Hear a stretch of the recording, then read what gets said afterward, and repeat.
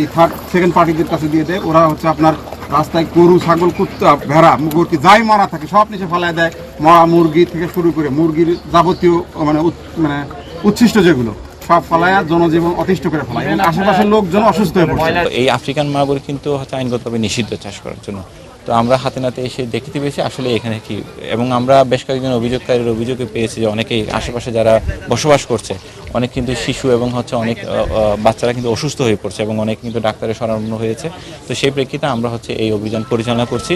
আমরা আশা করছি আরও আশেপাশে বেশ কয়েকটি পুকুর আমরা রেকি করেছি, সেখানেও দেখতে পেয়েছি যে সেম এই বিশ্রী এবং নোংরা পরিবেশে হচ্ছে আপনার বিশেষ করে যেই মানে দুর্গন্ধ জাতীয় যে খাবারগুলো সেগুলো এখানে ছড়ানো ছিটানো অবস্থায় আছে।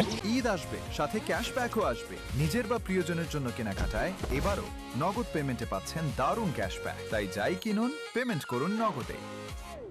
তা আমরা আসার পরপরই হচ্ছে আমরা গাছা থানা থেকে প্রতিনিধি আছে, তারাও আমাদেরকে সহযোগিতা করছে। সিটি কর্পোরেশনের প্রতিনিধি আছে, তারা আমাদেরকে হচ্ছে এই ওই যে মাছ আমরা জব্দ করছি সেই জব্দকৃত মাছ আমরা ডিসপোজাল করার জন্য তারা আমাদেরকে সহযোগিতা করছে।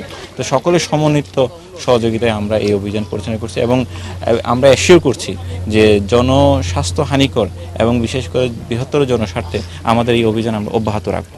আমরা এখন পর্যন্ত আমরা 15 মন করেছি। আমরা আশা করছি এটা মানে সারাদিন আমরা 100 মনের বেশি হয়তো বা আমরা আশা করছি এরকম। আমরা চেষ্টা করব মানে যতগুলো আমাদের যতগুলো আমরা অভিযোগ পেয়েছি ম্যাক্সিমাম আমরা কভার করার জন্য সারাদিনে। যারা মাছ ধরছে শিকার করবে এরকম হাতে নাতে 2 জনকে ধরতে পেরেছি।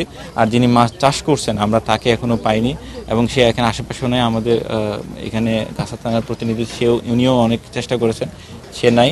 এবং জমির যিনি মালিক তার সাথে আমরা খোঁজ করেছি, সেও এখানে নাই, আশেপাশে আমরা পাইনি। তারপর আমরা তথ্য সংগ্রহ করছি, তাদের বিরুদ্ধে আইনানুগ আমরা ব্যবস্থা গ্রহণ করব।